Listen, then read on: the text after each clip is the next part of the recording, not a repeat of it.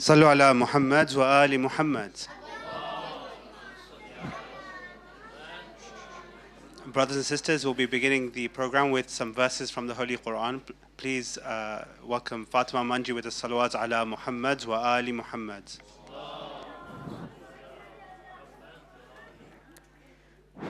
أعوذ بالله من الشيطان الرجيم.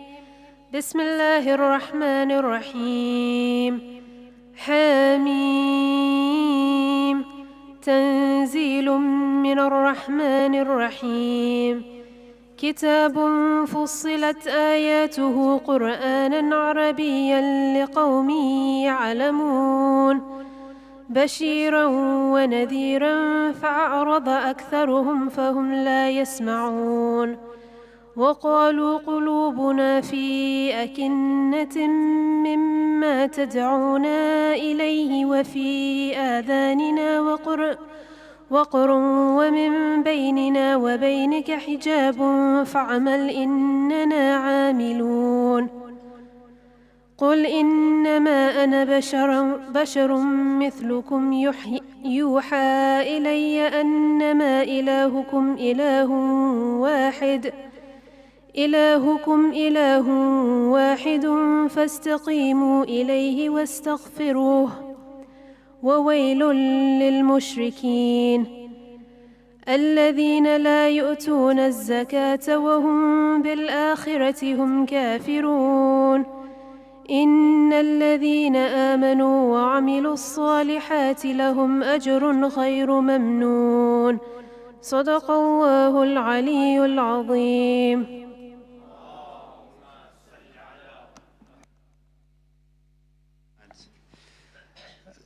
Thank you for that beautiful recitation.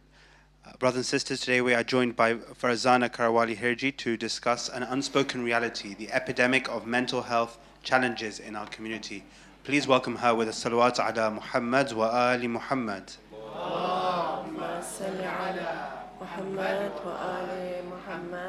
Sister Farzana has 20 years of experience in nursing, social work and dual diagnosis mental health. With a keen interest in neurodevelopmental disorders and mental health, she holds an MSc in Neuroscience and Psychology of Mental Health from King's College London. She contributes to mental health research at the University of Hertfordshire. She is the founder of Inspirational Minds and the director of SSA Services, specialising in training, consultancy, assessments and service optimization across various health and social care sectors. She's also known for developing innovative strategies and delivering neuroscience and psychology-informed personal development and professional development training. Farzana empowers individuals and drives meaningful change in diverse communities globally. Please give her another salawat ala Muhammad wa ali Muhammad. Allahumma salli ala Muhammad. Can you hear me? Oh, perfect. Assalamu alaikum, everyone. First of all, I want to say thank you all so much for giving me the opportunity to be here and also to be able to showcase, which I will later on, the new project, really exciting project that I'm involved with. So thank you so much. And it's actually so nice to come back here after so long, so many years actually. So inshallah, I'll be back again soon. So today, as you know, the topic is about mental health. And as I say in a lot of my talks at the beginning, what I'm here to do is make the uncomfortable comfortable, because this is something that we do find uncomfortable, right? And I think it's high time we kind of realize that it's here to stay, and we really need to kind of be comfortable with mental health. So how am I moving the slides? Oh, okay, perfect, okay. So if you can see here, I'm not going to read them all out, but these are just some statistics just to get you familiar with the situation we're facing right now with our youth, with our adults. So 1 in 6 people aged 16 experience symptoms of common mental health problems such as depression and anxiety, okay? Women are more likely than men to be experiencing common mental health disorders, but this was in 2014. You're more than welcome to look at the survey to get more information. This is all the government statistics.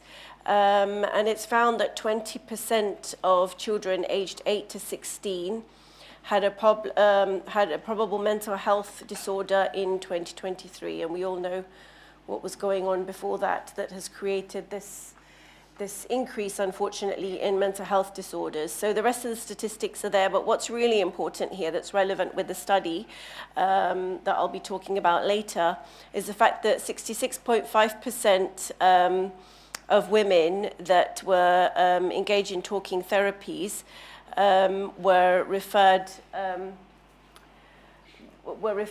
and not as many men have taken part in talking therapies. So there's clearly, maybe there's a recognition between women that they need to start attending talking therapies for their mental health issues, or there is more of a need within women than there is with men. So it would be really great if we got some more insight from men at some point in terms of mental health issues that maybe men might be facing. It might not happen today because we only have 35 minutes, it's very short, but maybe in the question and answer we can hear more from you as well. Yeah? So I'm going to move on to the barriers very quickly. What are the barriers to mental health? To accessing services and things like that? Or before that, let's say, what are you seeing? What are you seeing nowadays in terms of mental health issues?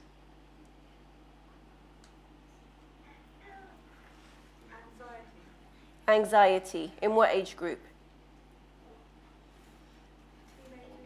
Teenagers? Somebody said all. Okay. See a lot of loneliness. Loneliness. See a lot of that, especially when people are encouraged to live on their own in the West. Yeah. And I find that a lot of loneliness is creeping in, and they don't know how to handle it. We don't live like we used to in the village, you know, and everyone was neighbours and they looked out for each other. But we always had loneliness, but we never saw it until the pandemic, I think. I think that's when we realised the impact and the effect of loneliness. But loneliness has been a long-standing issue since we became nuclear families. We didn't live with our parents, grandparents. And also now children are leaving, going abroad and not returning. So loneliness is increasing, definitely. Any other things that we're seeing at the moment? And we're not immune here. Yeah?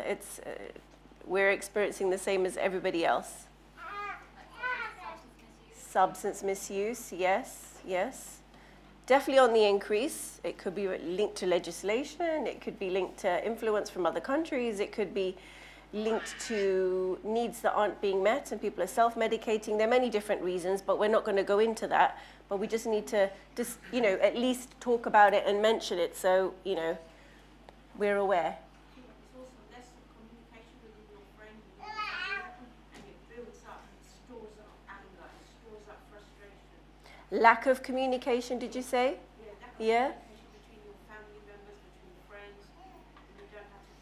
So why do you think there's a lack of communication? We don't have time? But just general communication about, you know, families generally. Why do we sit at the dinner table together? Do we do that? Or are we always in a rush? Breakfast time, we're out the door as quick as we can. Grab anything you can. Or get chaiwala on the road, yeah? We're advertising for chaiwala, right? Or lunch, we're not at home, we're working. And then dinner, one comes home late, the other one walks, you know. We don't have that lifestyle. Even if there is communication, I think there's a lot of stigma on bringing up a topic as such as well. Yes, so there is stigma on bringing up a topic, yeah. But what else can we say in terms of communication? We don't have good quality communication these days, right? Everything is, I'm too busy, or my mind is, because of something else. Yes, my mind. I'm constantly distracted with the devices and information that's going around. Yep, distracted with devices. Also, stress. Stress has increased, and that's consuming our minds a lot, right? So even if we do have free time, and we're not on our phone, we're thinking about what's going to be, how things will be managed. Yes? Communication with listening skills. Communication is not there, but people are, even though you live in the same household, you're not willing to listen to the we're not willing to or not able to listen to the other person. Not willing to listen and not able to listen. We too much spend time on our Facebook and that. We don't want to listen. We don't want to hear their burdens. We just shut the door off. We're very cold-hearted now, I find. So do you think that's because with social media you're able to only engage with positive things and positive people and positive feeds? Is that why we don't have the patience to be able to talk to family members and deal with negative, difficult discussions? I think that people once upon were close, right? They were able to talk, Right. joke and laugh. Now it's become a burden. Should I tell you my lifestyle? Should I not? Right. Become a cold-hearted, I find. Even within family, you know them for 30 years. 10 years ago, I could talk to so-and-so. Now, Yeah. we're struggling. I like what you said about burden, that our relationships have become a burden. Do we agree? How many people would agree that relationships have become a burden? They were burden earlier as well, I think, But how did we manage earlier? because we were more, part of the bigger family and interact, and each one would be supporting each other, things like that. Could it be that we're living a me-centric lifestyle? Me, myself, and I, and that's a priority in my life. Yeah, and my kids until they get older, and then it's back to me again. It's hyper-individuality is really Yeah, I think. definitely, definitely. What about job security? Job security. Yes, that's the big elephant in the room, isn't it? Debt. It's unfortunately, how do you survive otherwise sometimes? Yeah, but because jobs are now not permanent, lots of them. Yes, particularly high-level jobs are no longer being permanent because of the financial situation at the moment. So, yes, and this financial crisis has longed it out for a while. So, yes. And the pandemic, the effects of the pandemic as well. What else in terms of... Nobody mentioned self-harm, suicide. But this comes as a result of lack of communication Yeah, and lack of not being able to tell anyone. You know, because you're not able to communicate, it builds up, it stores up, and this leads to frustration. You can go into being alcoholism, druggist, or like you said, suicide, or deep depression. Yeah. These are the roads. When you miss communication, you know, this is what it's going to lead to, the negative road, as you said. Definitely. So I'm going to take a pause there because I know you're going to want a question answer at the end and I'll end up eating into all my time. So let's look at the barriers, okay? So there's a lack of understanding about mental health and its impact. We have a lot of information. Why is there still a lack of understanding?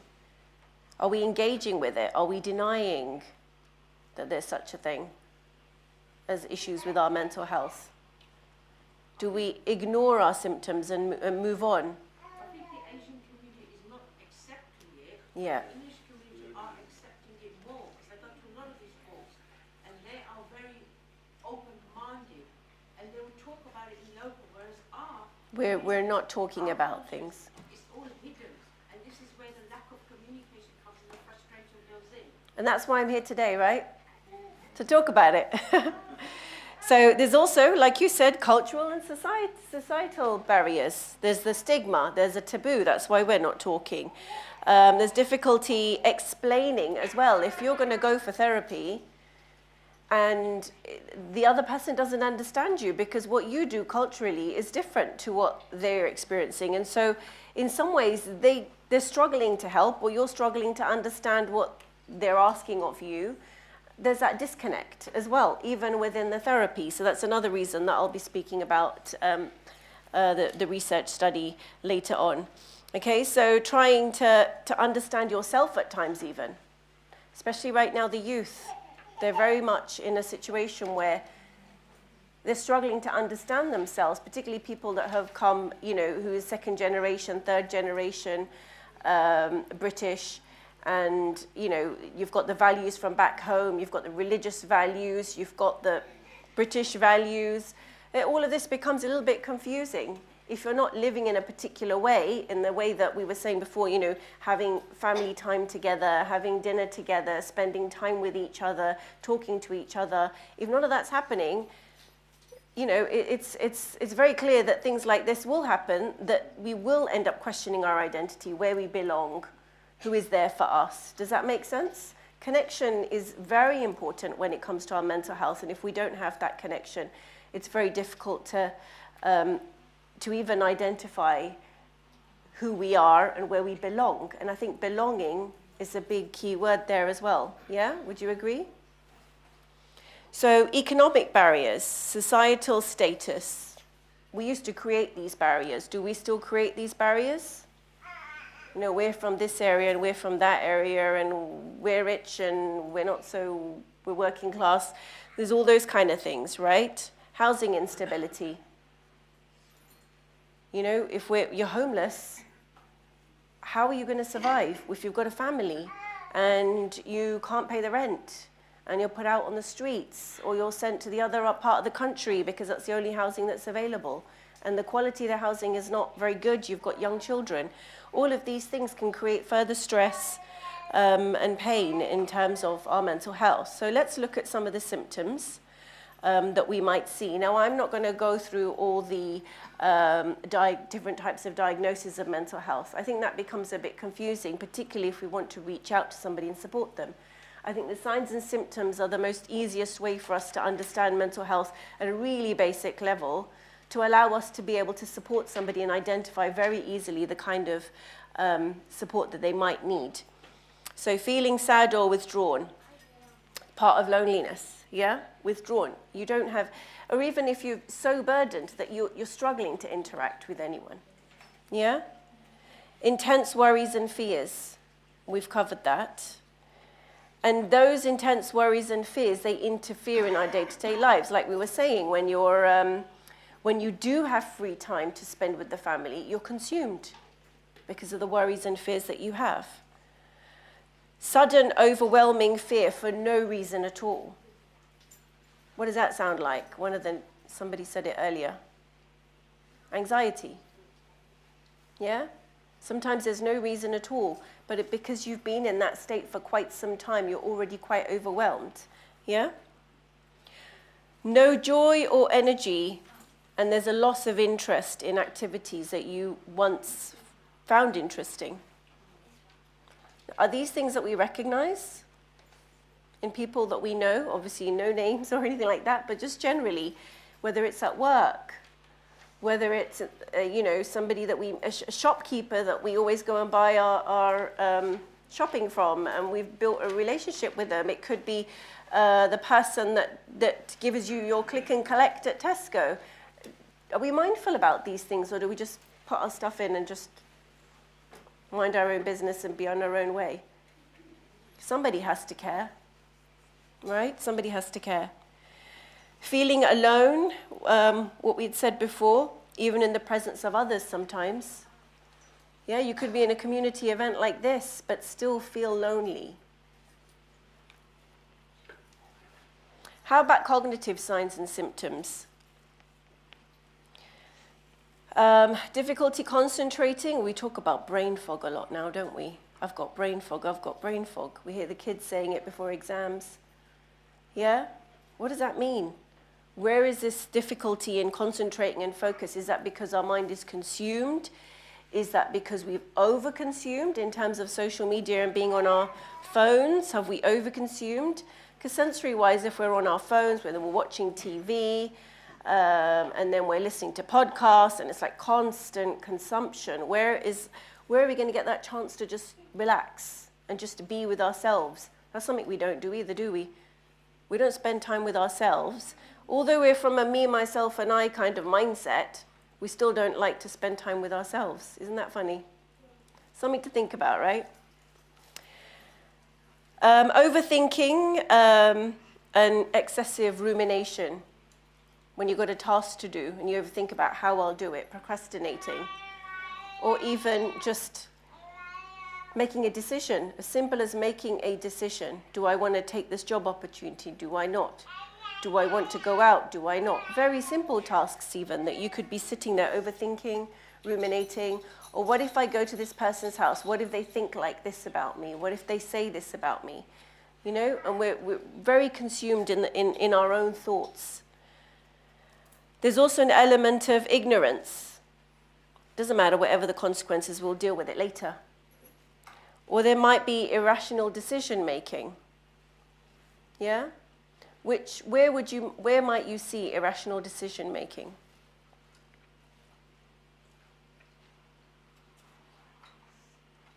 Somebody that may have bipolar disorder? Yeah? Do you mean irrational decision making? That's a wrong decision. Not even thinking it through, just making a decision. And it might be wrong. Just very spur of the moment decision making as well sometimes, because there's consequences for these things. But when we look at it from a cognitive perspective, they've obviously not engaged and not thought it through. How much time do I have? Still have a bit of time? Okay, behavioral signs and symptoms. I'm just very conscious of the time, so I apologize. So you get the severe mood swings. Yeah? Well, what's going to happen if you're building up so much within your mind and you're thinking so much? Eventually, this volcano is going to burst. Yeah, you can't. How long can you keep things in your mind for? Because you're not removing, you're adding and adding. So it is going to burst at some point. So severe mood swings, and what happens? Relationships are affected, and we covered this before earlier when we were discussing about, you know, family life and not being able to communicate with each other and being reactional. Yeah. We're using ourselves to the last minute, aren't we? Right to the edge of our energy, which means that we don't have the energy to withhold our anger or think it through, whether our behavior is rational or not, whether we've behaved in a particular way. Does that make sense? Our elastic bands are so overstretched that they're more likely to snap. Does that make sense? Yeah? Drastic changes in our behavior, in our personality, or even in our sleeping habits. Trying to do so much, not getting enough sleep, not sleeping at the same time every day, or at least for the same hours every day. Yeah, it affects us physically, but it affects us mentally as well. Yeah? An increase in strange behaviors. If somebody is behaving strangely, and you see that they've lost touch with reality, instead of thinking, oh my God, I don't want to have anything to do with this person. That's sometimes what we think in our heads, right? Stay away. Shouldn't we be reaching out to help this individual? Isn't that our job? Isn't that our role? We are communities after all, right? And we should be there for each other within a community. Otherwise, we're not a community at the end of the day. It can't just be that we're neighbors and we meet each other once in a while and that's it. We have to have some care towards each other, not just an Eid and Ramadan, sending food parcels. Social withdrawal and isolation, which we already spoke about as well. So physical signs and symptoms: significant weight loss or weight gain, eating issues, or we could say eating disorders, yeah? You might be using laxatives or other minerals or whatever it might be to help us to lose weight. We might be even eating and throwing up.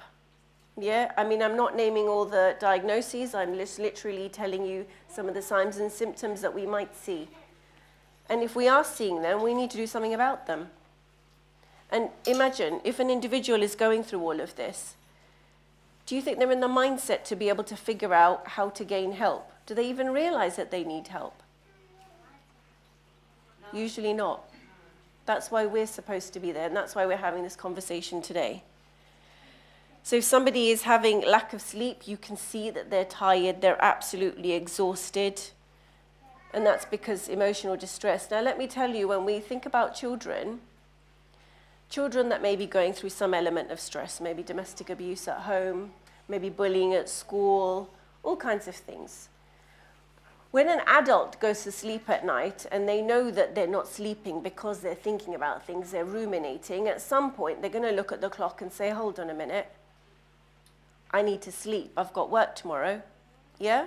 We can do that with ourselves, and we'll try and make ourselves sleep somehow. Can a child do that? Does a child have that ability to have these boundaries that I need to go to sleep now? So what happens with that child? They're losing sleep. Their health is deteriorating. Yeah? So we need to think about the activities and the situation of the environment within our home as well, and the impact it has on the children.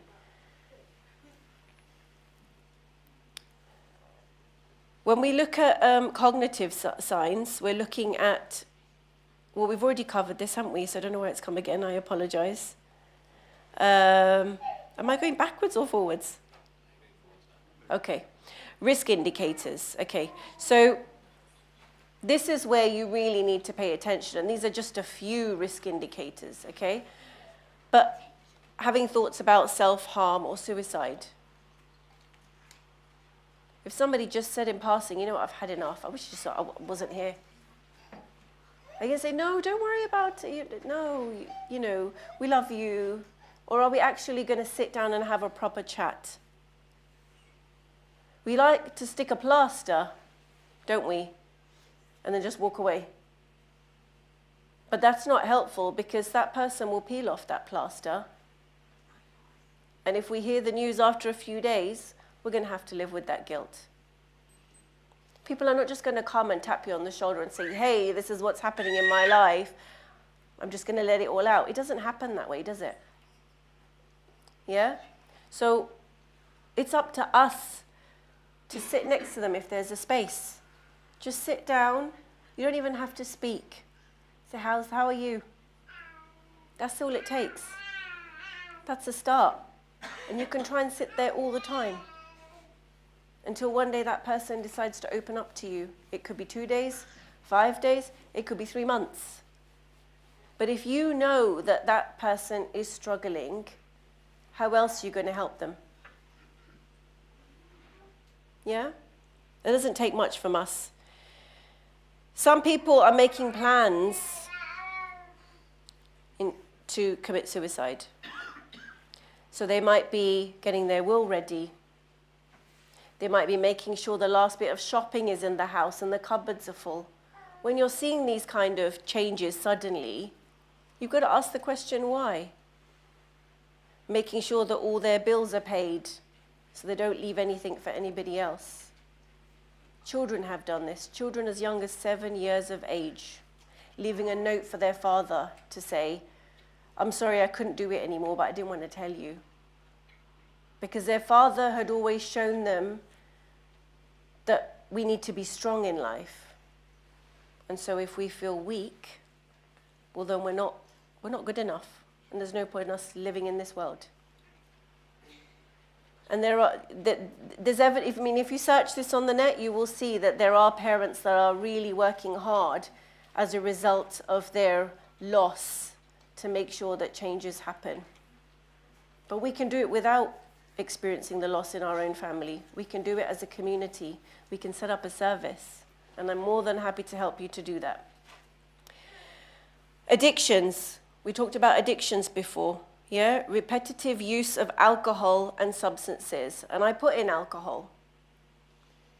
Because we say we don't, but sometimes we do. And so we have to be aware. And it doesn't mean just because, oh my God, I can't say to that person, stop drinking alcohol if I know. That's wrong. They're Muslims. They shouldn't be drinking it anyway. Well, clearly they've gone too far down the road in their thoughts, in their loneliness, in whatever it is that has resulted for them to pick up something which they may never have wanted to do ever. So who needs to bring them back? Who needs to hold their hand and bring them back? We do. So let's look at some underlying causes, which we've already covered. So I'm going to go through it really quickly. Traumas, childhood traumas. I mean, COVID was thought of as a trauma, which has had an impact. And many people have seen further, even more difficult traumas than COVID. Yeah? So life stresses even. And a key age, which is what I'll be talking about in a bit, and you'll hear about when we play the video, a key age that we see a lot of life changes and a lot of life stresses is when a child leaves home. When they leave home, they go to university, they start taking their steps alone in their life and being independent. And then they get married and they have relationships and they have children and they take on all those responsibilities. That's a very difficult time. And do we give our children that time, space? Do we sit them down and talk to them? I know they're busy. I know they want to hang about and meet their friends and be at every function possible. But do we take that time out for them? Because if we don't, they'll continue being busy. Loss and grief. We do a great job up until 40 days. And after that, suddenly, that's it. I mean, the first year after somebody's passed away is just as difficult as day 40. So where are we? I'm not saying take food every day, come on, for a whole year. That's not sustainable, but there are other things that we can do, right? We talked about social media and the impact it has. Yeah?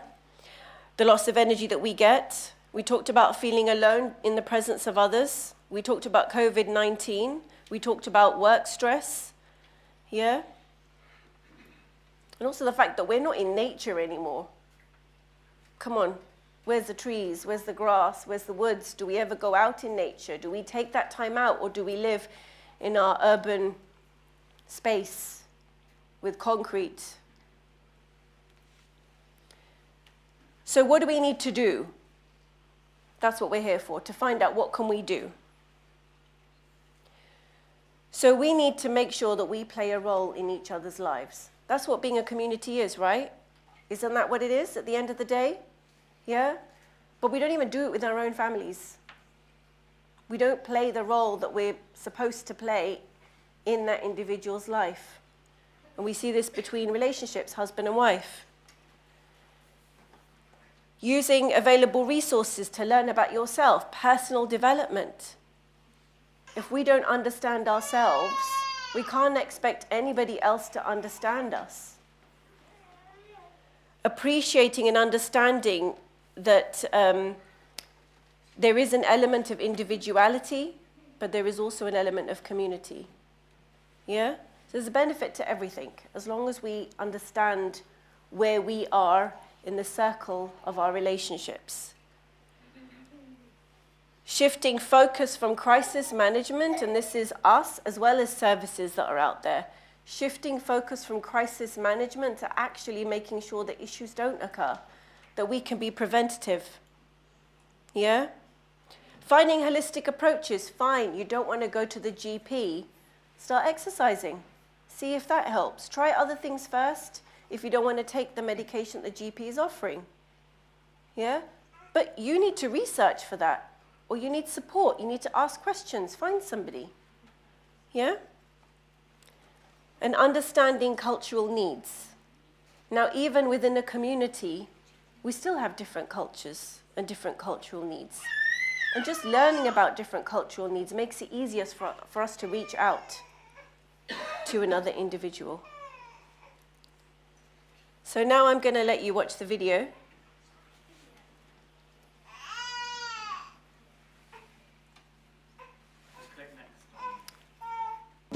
Poor mental health of young people is a growing concern. Young women are more likely to struggle with their mental health than young men, and mental ill health affects minority ethnic populations differently, with research showing more long-term depression among Muslims compared with others.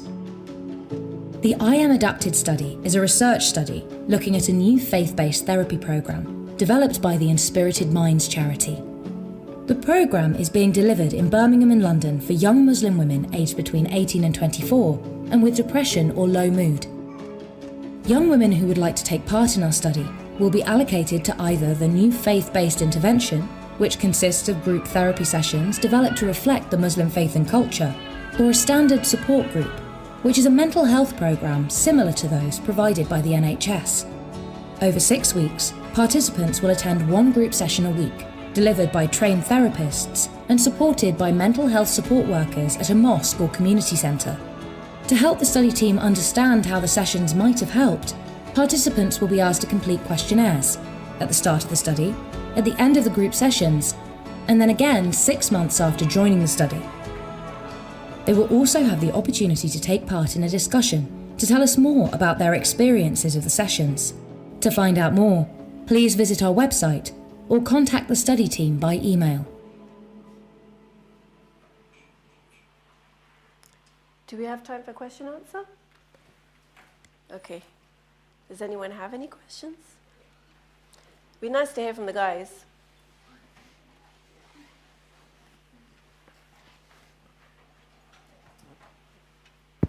Assalamu alaikum. Thank you very much. So I was just wondering if you've looked into why we are seeing such a large increase in mental health more recently, and especially why in Muslim women we're seeing a large increase. Is there any research that's been done to look at that?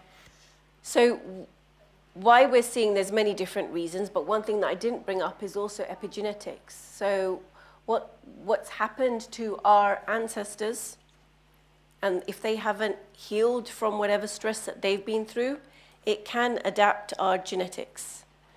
And as a result, the next generation may have a predisposition of certain stresses as a result of the change in the genetics.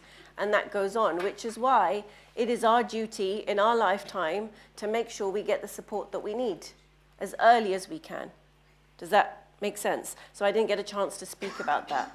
In terms of young women, I mean, if you think about it, we talked about how this particular age group, they leave home, they go into university, they live alone, they've moved away from a very loving, comfortable family, they get married, they have children. In that time, if there's been any stress, even in childhood or whatever, it will manifest to such an extent where they will need to get support. What we're finding, though, is that a lot of people don't want to engage. There might be a need, but people aren't engaging. That's the problem. And this is why we're trying to do this research to make a service that will allow people to engage with, yeah, that's specific for Muslim. So this is why there'll be an adapted therapeutic intervention that will allow Muslim women to be able to experience something that actually feels good for them and they understand and there's a connection. Does that make sense? So if we could just continue on from that. So then what are the specific interventions that are done because these are Muslim women in these kind of groups to help and assist them? So obviously I can't talk about the intervention itself because it's a blind study. So some women will be going into the CBT itself and others will be going into the adapted CBT that will have Islamic threads within it. But I can't go into the detail of the exact study because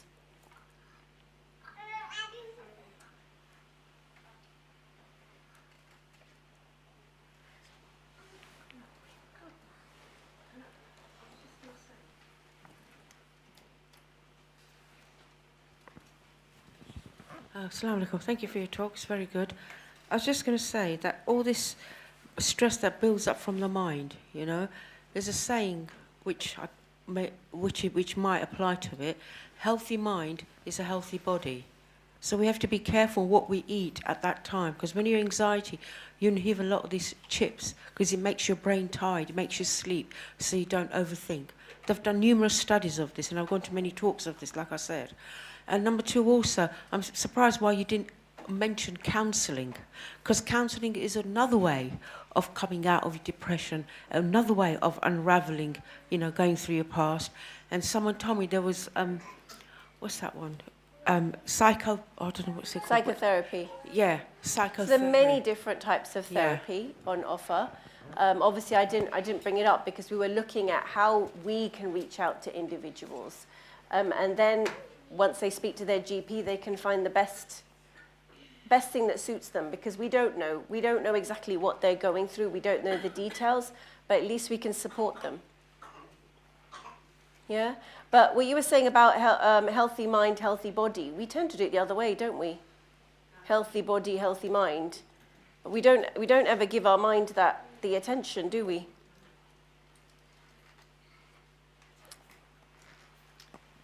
Assalamu alaikum. You mentioned about resistance in Muslim women, if I understood you correctly. Is it because they do not, or anybody sorry, put my teeth back in. They do not want to speak to anybody that they know. They prefer to do this anonymously. So when you're setting up these groups, the women may not feel comfortable, other than if they had to go somewhere where they were not known, because they don't want to be leaving and finding that this person who knows them, they're in the community, will therefore understand, and every time they see them, they know what they're thinking. Is there an element of that resistance that perhaps exists? It's definitely men and women. It's Okay. not just women. Okay. It's us in general from the Muslim community. So I know that I used to run the Inspirational Minds service, and as a result, when I was there, a few people would come to me separately, directly, even though I was triaging, or we would have some people that come through. But as soon as I left, people followed me and didn't follow any other services that were, so less engagement in that sense. So it's wherever they feel comfortable, like you're saying. It's not easy to open up to somebody you don't know. And it's also not easy to open up to somebody you do know. So what's the answer? But setting something like this up in a community like this, or another one in Stanmore, or Dar Islam, whatever, is that a successful strategy when people don't want to talk to people who they know? It has been. It takes a while. Okay. It took at least 2 years before I started to see the results of the service. But it means that we have to have a lot more, like you guys have talks here, and a lot more engagement with the community, making sure that you have policies and procedures, and things are kept confidential. It's not just a friendly service, because then we can have a conversation with the person next door. That's not how it should work. We need to have it very, cross the T's and dot the I's, and make sure that everything is set up in a way that there is confidentiality to ensure. One-to-one, yes, but if you're doing group therapy or group sessions, So obviously this is with the University of Hertfordshire, and it's a blind study. So you don't even know who is going to be in your group. You don't even know which group you're going in. You don't know who the therapist will be. Can I just ask one more question, Professor Parson? So one of the things that you talked about, or I gathered from you, was when we see people in difficulty, whatever they are, and we don't, and sometimes we can't understand those signs. And I know you've made us aware of that today, which is really great. But I think part of it is that we're not tolerant enough of people's behavior. We don't seem to think, why are they behaving like this? Is it, it's almost taking a reflection rather than reacting to their behavior, is to understand why are they behaving like this, which perhaps makes us a bit more caring and tolerant than when we make a judgment about people who are behaving a certain way, whether they're silent, whether they're loud, whether they're, don't understand spatial awareness, or whatever the case may be. There's some issues, or whether they're quiet, whether they're subdued. Sometimes we're uncomfortable as well. Indeed, but it's about taking that reflection and thinking about that. And the word reflection that you've used is very important, because when do we actually stop to reflect with ourselves? When do we stop to reflect on ourselves? Once we create that space for us and we learn to reflect and understand what's happening in our lives, we will then have the ability to reflect about other things and other people. So we need to first, it starts with us first, doesn't it? And that reflection actually slows life down in some ways, because you're taking account of your day. You're actually more mindful about what you do and what you have done. That slows time down. It feels like slowing time down. Then you have the ability to put a stopgap between your thoughts about somebody and the action you're going to take. Well, I'm just going to walk away because don't feel comfortable. But actually, no, I'm going to stop here, and I'm going to watch for a little while, and I'm going to think about what I'm going to do. Does that help? Everyone's quiet. Have I made you comfortable with the uncomfortable? Or have I made you think about the uncomfortable? Any other questions? Thank you for your talk. Do you think one of the reasons of mental, particularly amongst Muslims, is the culture shock between the mosque and the outside world? Yes, so yes, a lot of the time we do see that they kind of have two identities, right? Not always the case, but we do sometimes. And eventually that's going to become difficult. Which part of you is going to build a relationship with your future spouse? And how will that impact your future life? And how will you bring up the kids? And if you haven't got your identity right, what are the kids going to do in terms of developing an understanding of their own identity? But we never stop to think about these questions, do we? Well, they'll figure it out. Well, after marriage, they'll figure it out. After kids, they'll figure it out. Even as parents, we're not supportive enough of our children, unfortunately. And so our children do not want to engage with us either. I'm sorry, these are the realities. It is very important to have that relationship. Definitely. Any other questions? I know it's very heavy. It's a very heavy topic. Shall we end it there? Before we end, though, I would like to say, please take some leaflets to pass out to people that you know. This is your chance, yeah, to reach that one person that might be struggling. We've even made the really most smallest discreet cards so that it's so easy to just slip it in somebody's pocket bag, give them a call and say, I just popped something in for you. Have a look at it. The recruitment for this study ends mid-March in Ramadan. Ramadan is a great time for you to have these conversations with people. I know, because with Inspirational Minds, it worked amazing. So maybe take some of these and keep them here, some in the ladies, some in the gents, and try and support the girls that we know in our community between this age. And it's free. They don't even have to pay for it. Yeah? Thank you very much. No more questions, right? Thank you so much. Should we end with a salawat?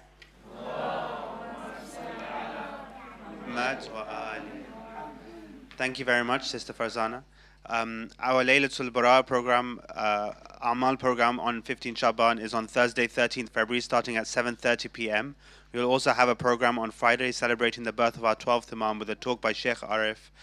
The program will start at 7:30 p.m. with dinner. Next Saturday, 15th February, is also the national demonstration for the freedom of Palestine, Say No to Ethnic Cleansing. The demonstration will start at 12 p.m. and will start in Whitehall. Please do attend and show your solidarity. Follow PSC online for updates. On Saturday, 22nd February, Sikkim will be hosting a trip to see the new play, A Knock on the Roof, a powerful play about survival and everyday life in Gaza. Tickets are £23 each. To find more and book tickets, visit sikkim.org.uk/a knock on the roof. Finally, our Ramadan program has also been published. To learn more, visit sikkim.org.uk/Ramadan. Salawat ala Muhammad wa ali Muhammad.